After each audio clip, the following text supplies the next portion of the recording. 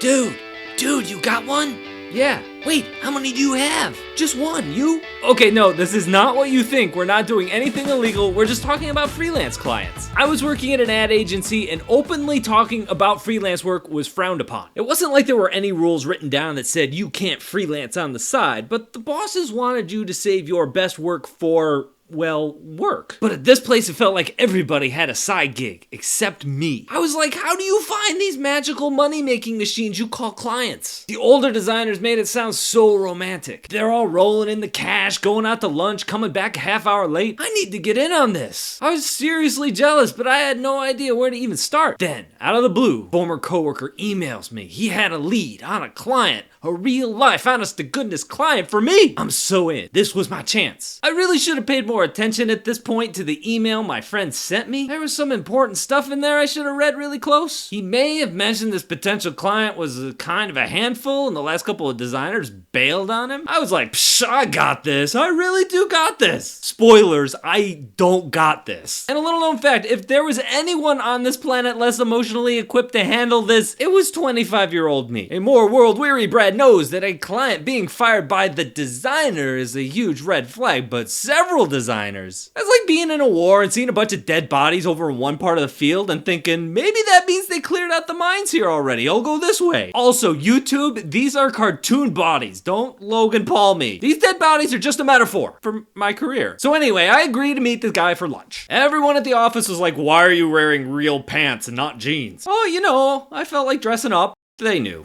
They totally knew. At lunch, this guy actually came off as pretty normal. The problem is he was one of those super alpha males. What's it called when someone is the exact opposite of an alpha male? Does that have a name? Oh well, for now we'll just refer to that person as a Brad. And so I took on the design projects, and early on, it wasn't that bad. But every single project ground on and on and on. Changes. And in many ways, that's just par for the course when you're designing stuff. But there were a lot of little things he did that just drove me nuts. He kept sending me web design articles he found on Forbes' website. I was like, yeah, I know about this. I know I shouldn't put text and images. You know how I know that? I'm a web designer. This is what I do. That's how I know. It would be like me boarding a plane and handing the pilot a poorly written article on flight safety. But the worst were his phone calls. Every day at noon on the nose. He knew it was my lunch break and he loved to talk. He would just go on and on and on. And he would just bounce ideas off me and make minute copy changes over and over and over. And it didn't seem like these were premeditated copy changes. They were just things that were coming to his mind when he was talking to me. If he had never talked to me in the first place, he never would have thought to change the copy. So I'd have to dig through all these Word documents and change this here and tweak that there. And the crazy thing was getting him off the phone. I was always doing the thing that people do. You know, you kind of hint at it before you actually hang up. Well, it sounds good. I'll get that over to you tomorrow. I'll talk to you later. He'd be like, whoa, buddy, where are you going so quick? We're just getting started here. One time he actually said to me, you need to ask me if there's anything else.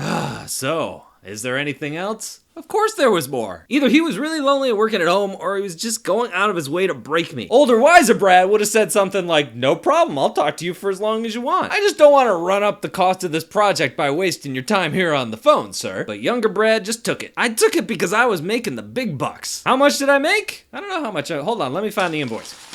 That's not big bucks. After a year in which I left my agency gig and went full-time freelance, I worked on the most painful project of my life for him. It was a simple book cover. I'm thinking, I got this. Spoiler alert, it didn't quite go that way. But how hard could this be? It's a simple little book cover. Once we got into the project, I gave him some ideas, and then he has the great idea, the big idea. He wanted an image of fruit exploding on the cover. He's like, find me that photo. Now as a designer, I know all the stock photo sites. I scour those sites for everything. Lots and lots of fruit. No explosions. Why? Because photographers dump their unused photos on those sites. They don't stage these elaborate photo shoots of fruit exploding because they're only gonna make pennies on the dollar. All the photos they throw on those sites are just photos that they couldn't use elsewhere. You want a nice family with fake smiles? Boom, you got that. You want that family with a dog now? Easy. You want something unique? Not happening. We went through months of iteration trying to get this fruit to look like it was exploding. I tried hiring designers who did photo manipulation. Nope, I want you to do it. I believe in you. I talked to photographers trying to figure out what would it cost to photograph a piece of fruit exploding. Way more than this guy wanted to spend. I presented dozens of alternative ideas that were kind of in the same vein and got the idea across, but were different and things we could actually pull off within our budget. But he was always like, but what if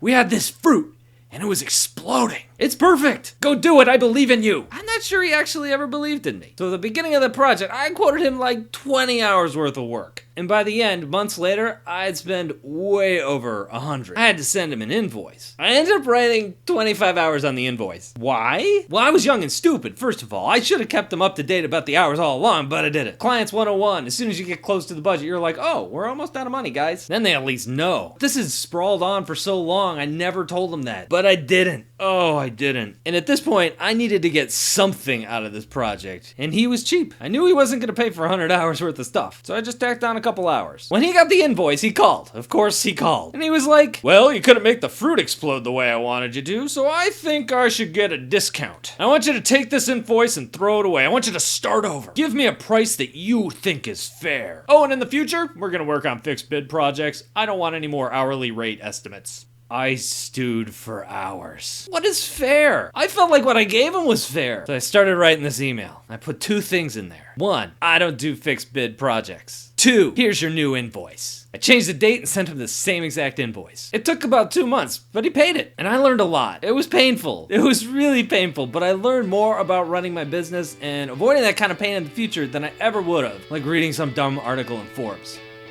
Hey guys, thanks for watching this animation. If you want to see all my new ones as they come out, make sure you hit the subscribe button. And if you thought this was interesting or even a little funny, go ahead and hit the like button so other people can find it too. Thank you guys for watching, and I'll see you next time.